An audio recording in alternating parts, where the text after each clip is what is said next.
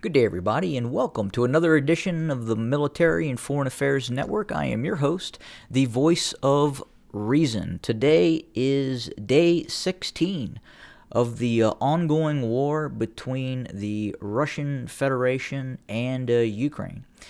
And the fighting continues, the war continues, and we're going to jump right into this and start talking about kind of what we're seeing on the ground and in some cases in the air as this conflict continues.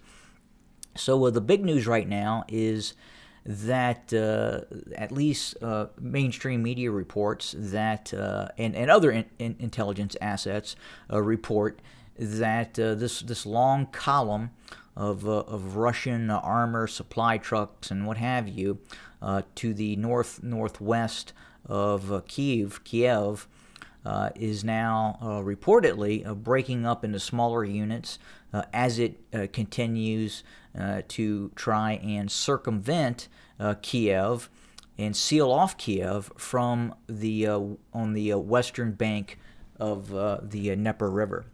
And we continue to see also operations by the Russian military, specifically towards the town of Brovary in this area. And just recently, we had the opportunity to witness a video of a large column of Russian tanks and armored personnel carriers, BTR-82s, and you can visually see that this column comes under attack by Ukrainian heavy artillery. It is very precise, and obviously the Ukrainians are working both with their forward observers, in which they have set up pre-plots for these artillery strikes once a Russian column enters said area where they then call in said artillery strike.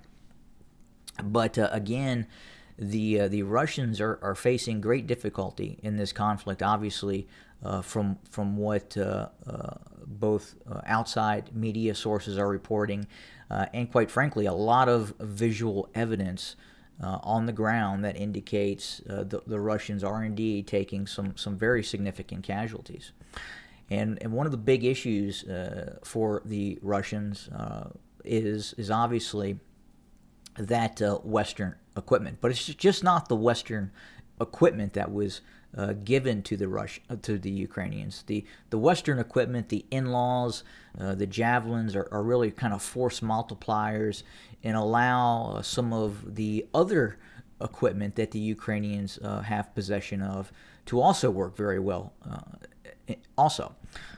So for instance, the Javelin system, while being a very good anti-tank guided weapon system that also can destroy trucks and vehicles and really anything that the thermal imaging optic locks onto, they're able to destroy. And that command unit that is used in the Javelin, that thermal optic that makes it so effective, obviously operates in both kind of a day camera, but also that thermal spectrum as well, where they can see black hot, white hot, and they can see at great distance. So that system allows the user of the Javelin to see in like a 12 power mode. So great distances in the thermal spectrum, day or night, they can see some of the heat that's being generated by the engines of a lot of these Russian vehicles, and they can spot them, and then they can also be utilized again in that kind of that forward observer mode, where you have a Javelin operator who may not necessarily be firing a missile, but again using the really magnificent thermal optics and the ability to see in distance from that asset to then assist other Ukrainian military units, be it self-propelled artillery or what have you, mortars, to then assist those units in calls for fire. So again, the Javelin is just not being used in terms of an anti-vehicle type weapon system, which it's doing a magnificent job. But again, it's also being used also more as a forward observer type of asset as well. And our understanding is the Russians are having great difficulty in crossing some of these rivers that are all over Ukraine. And while some of the or much of the Russian equipment can in fact ford some of these rivers, the supply convoys can't. They have to set up pontoon bridges, or they have to secure bridges that have not been blown up by the Ukrainians in order for these supply columns to continue behind the main advanced units of the Russian military that continue to move forward. And the Ukrainians are doing a very good job at creating choke points on these river crossings, where it's very difficult for these Russian engineers to set up pontoon bridges inside of Ukraine. They're blowing up bridges, and they're just making it very, very difficult for the Russians to operate. And for instance, and again, it's just not the Javelin. The Javelin is a component of it, but when you have an area where the Russians need to cross a certain river and they have to get those supply convoys across, that's where you're seeing the Javelin long-range anti-tank weapon system. You're also seeing long-range sniper systems with high-powered sniper systems being used at great distances. And in tandem to those systems, you're also seeing the use of heavy artillery, multiple launch rocket systems, and drones. The TB2 Turkish drone also. So that is what, in combination of all those assets, are what is making it very, very difficult for the Russians to make consistent advances. And then on top of that, the Ukrainians are deploying these small anti-tank groups and these small assault groups armed with In-Laws and Panzerfausts and even older RPG-7s to effectively engage rear area targets, again, these supply columns of the Russian military. So the Ukrainians are both using kind of like that classic insurgent strategy, and they're also using heavy elements of normal conventional war too. And it's really befuddling the Russians. And again, a lot of that has to do with some of these weapon systems the Ukrainians have been given. The Javelin, the In-Law. Again, the In-Law is not, while it's not guided per se, you keep the reticle on the target and the missile goes to that point, even if it's moving.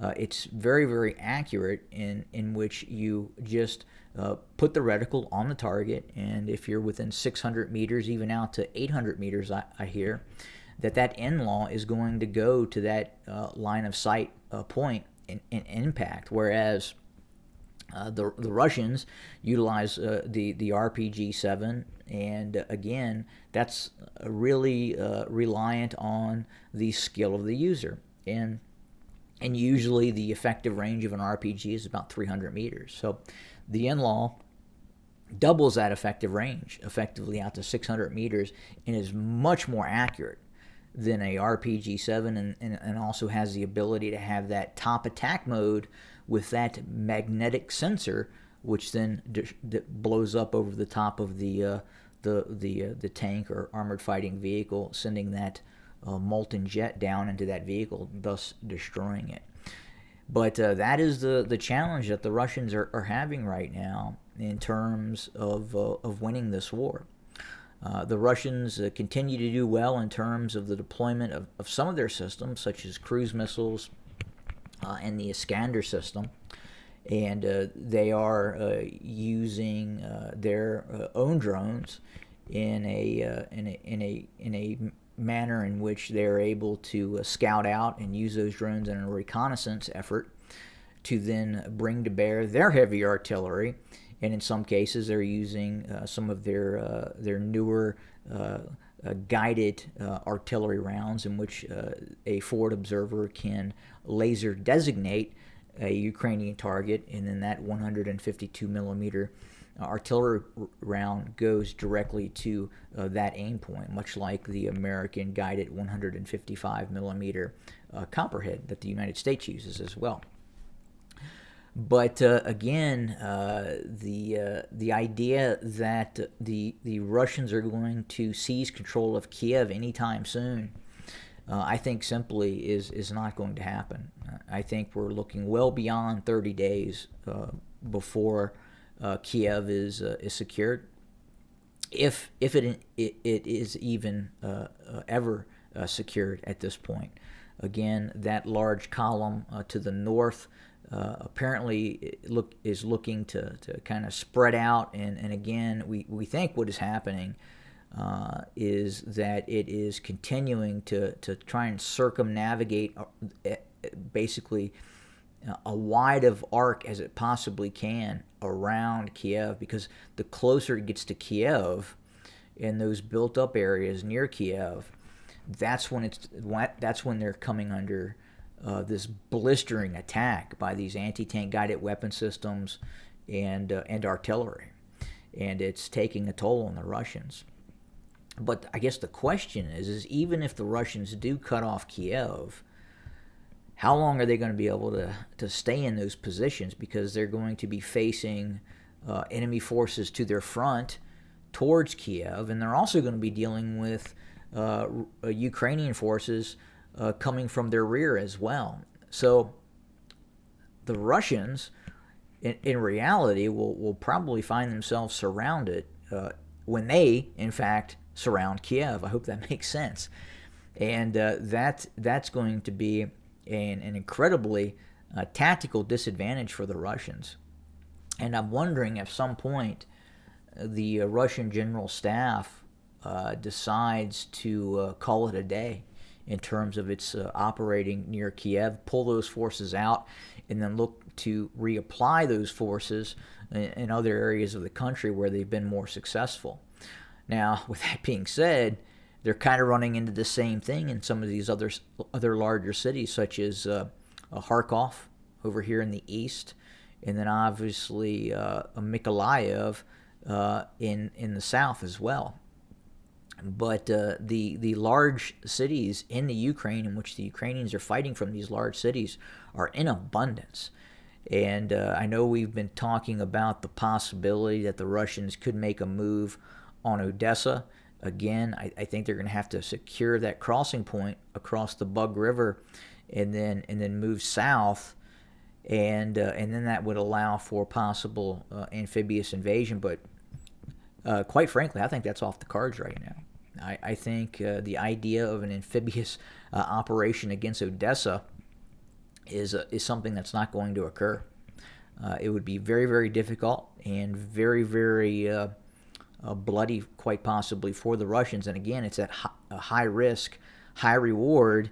And throughout the course of this conflict, some of those high risk, high reward operations that have been launched by the Russians have really ended in disaster.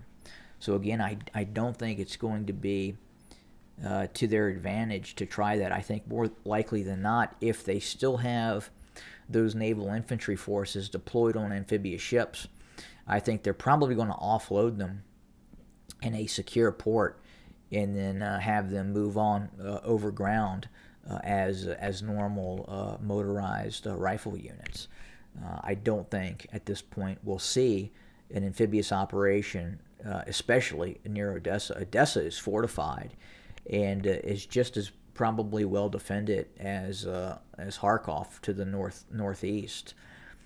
But it's a tough road to hoe right now for the Russians, and we're kind of seeing them deploy again their conventional artillery, and it's really their most effective weapon system right now, quite frankly, because again, very, very difficult given all this advanced equipment and real-time intelligence that the Ukrainians are in possession of in terms of support from the West.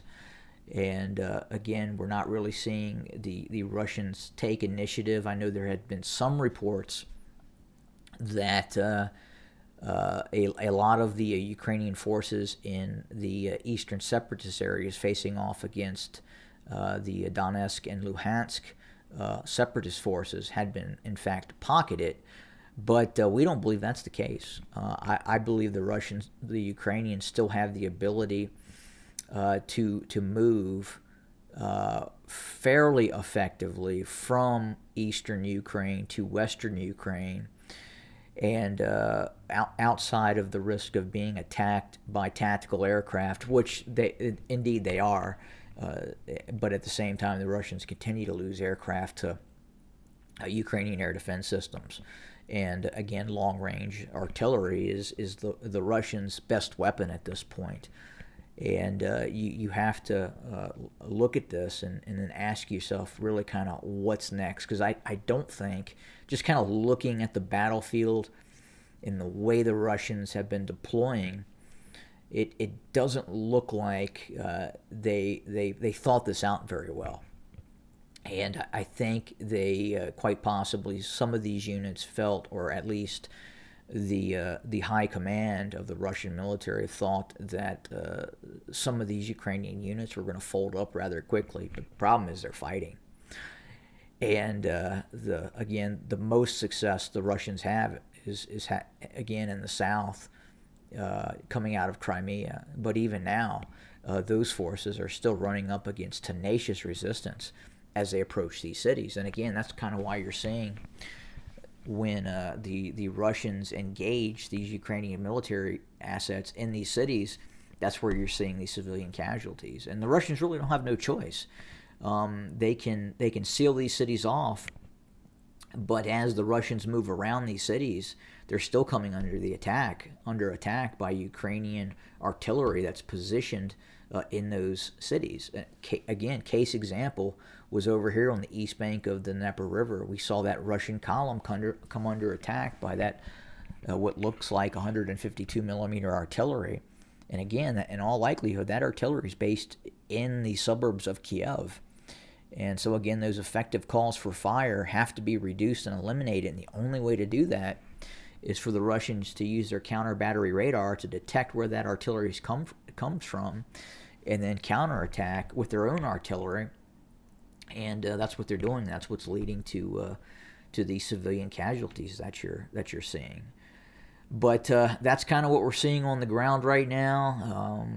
Again, looking very, very closely at what's happening in and around Kyiv. And at this point, I have my doubts on how successful the Russians may be. In fact, they may seal the city off and siege the city, but maintaining that siege by those Russian forces could be very, very costly for the Russians in terms of how long they can hold out and maintain that siege. And it just depends on how much food, weapons, and supplies the Ukrainians have in fact stored in Kyiv. And Kyiv is still open. So I would imagine there is probably a significant amount inside of Kyiv in terms of the Ukrainians. So the Russians continue to prosecute the war. They continue to operate on this broad front, which I don't know is helping them. I think they need to focus on certain areas of operations where they're going to be very successful, and I'm not sure they're doing that. They continue to this broad frontal operation that is not moving probably as fast as they want it.